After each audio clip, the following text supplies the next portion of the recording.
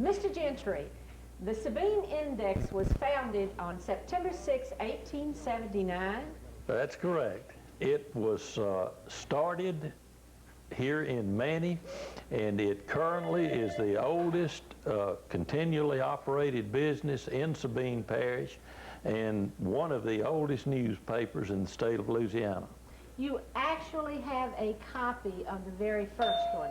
Right, we have a copy of the first issue of the Index. We were lucky enough to find it on file in the Sabine Parish Library, and we copied it to go on exhibit here in the Index office. And you joined the Sabine Index when, sir? I came here in 1965. I was fresh out of journalism school at Natchitoches, and I had worked previously at the Natchitoches Times, and the owner of the Times sent me over to run the Index for him, and I eventually ended up buying it from him. Your circulation has grown to what, sir? Presently, our circulation is 6,500 copies. When I came here, it was 2,500. Well, it's really grown. It has, right. Recently, one of your reporters won 3 awards. Right. Donna Emmons, who has worked here for about 25 years, won 3 awards that were given by the Louisiana Press Association. 2 of the awards was for news story writing and 1 for feature story writing. Thank you very much, Mr. Genrty, and remember, don't neglect your health. Get your cancer checkup.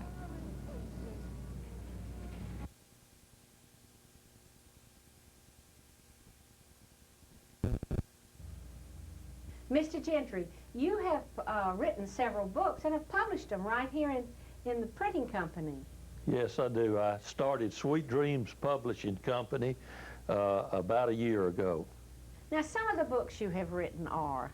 The main book we've written, the most popular at this point, is called Quentin Brandon, the Marshal Who Tamed Zwolle.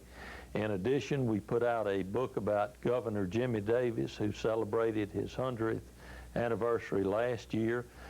We put out a book about the Sullivan family, a bluegrass singing group, a book about the country music show, the Louisiana Hayride in Shreveport, and some others. But along with Patricia Brandon Martinez, you co-authored this book, Quentin Brandon, the Marshal Who Tamed Zwolle. Yes.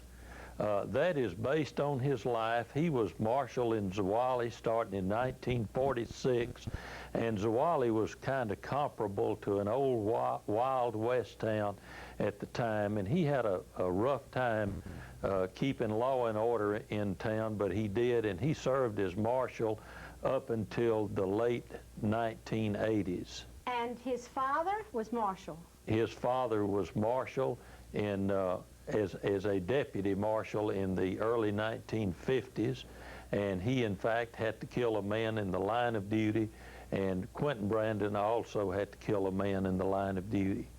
Thank you very much, Mr. Genrty, and remember, don't neglect your health.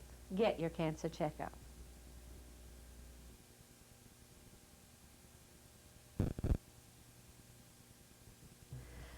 Mr. Genrty, you are a collector extraordinaire. Well, thank you. I have been a collector of the odd, the interesting, and the unusual ever since I was a child, about 7 years old. Well, it shows, sir. You got to know Roy Acuff. Yes, I did. As a child, I listened to Roy Acuff on the radio, and he was sort of one of my idols. And about 12 years before he died, he and I got to be fast friends, and it was a relationship I've always treasured. He even gave you one of his fiddles? Yes, he did. That's probably my most prized item in this museum. And a magnificent rocking chair. Right. That was his personal rocking chair. You were also chairman of Jimmy Davis's 100th birthday party and had the cake. Yes, Jimmy celebrated his 100th birthday back in September in Baton Rouge, and I have the cake that was rolled out on stage that night. And you took a picture of the filming of The Horse Soldier in Natchitoches. Yes, that was in Natchitoches in 1958 and 59. It featured John Wayne and Constant Towers, and I was just a kid in college with a Brownie Hawkeye camera, and it was a thrill to take the picture. These 2 cuts of huge trees are very interesting. The pine tree is probably pretty close to 4 feet in diameter, and it served as a shade tree for the Bruce family at Marthaville, and it's over 100 years old. The other tree is a white oak tree, and it was the shade tree at the church where I went to, and it's over 200 years old. You have some mementos from a professional baseball player in Boyce, Louisiana. Jim Willis was kind enough to send me an autographed baseball and a baseball card. Thank you very much, Mr. Genrty, and remember, don't neglect your health. Get your cancer checkup.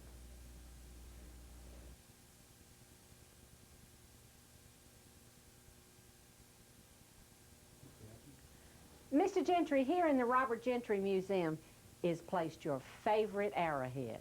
Right, my favorite arrowhead was found by my uncle when I was a high school student, and he brought it home and gave it to me, and that's what really got me interested in collecting many years ago.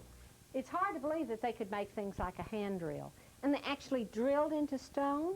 Yes, they drilled into stone using switch cane and sand. Well, did the different sizes of the arrowheads have anything to do with what they hunted for? Yes, there was a bird point, which is the smallest, that it presumably was used to shoot birds. Then a medium arrowhead that was used for small animals, and a large spear point that was used for the larger animals. They just took rocks and hit them together to make these arrowheads? They would take a piece of flint usually, and the person who made those arrowheads were called a flint knapper, and he would use the percussion method to make the arrowhead. There were many tribes in this area, weren't there? Yes, there were. The Caddo was the main tribe that was headquartered in the Shreveport area, and then the Choctaw Apaches were in the Ebarb and Zwolle area, and the Los Diaz Indians were at Robeline. Thank you very much, Mr. Genrty. And remember, don't neglect your health. Get your cancer checkup.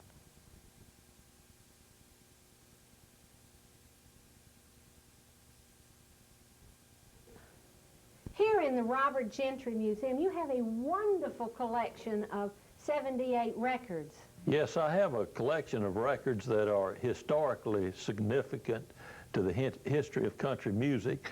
The earliest being by Jimmy Rogers, who was the father of modern-day country music, starting in 1927. That's the first one he recorded? Yes. Now, you also have Jimmy Davis's. Have Jimmy Davis's, and naturally That You Are My Sunshine, which is the most popular song in the world. Now, I never had seen this one about the death of Huey Long. Right. When Huey Long was killed in 1935, in the fall of that year, a record came out on Conqueror called The Death of Huey Long. And you have Hank Williams? Hank Williams, I have one of his rare Sterling recordings when he first started in the music business in Alabama in the mid-1940s. And Jimmy Horton? Johnny Horton. Johnny. I have his first record for Columbia called Honky Tonk Man, but he went on and had the monster hit, The Battle of New Orleans, which sells today and is up somewhere around 5 million copies. And I didn't know Gene Austin was born in Minden. Gene Austin was born in Minden. I have a copy of his first record, our biggest hit, called My Blue Heaven. But you also have memorabilia from all of them. I have memorabilia from a lot of country music stars, hats, boots, suits, and so on. Thank you very much, Mr. Genrty, and remember, don't neglect your health. Get your cancer checkup.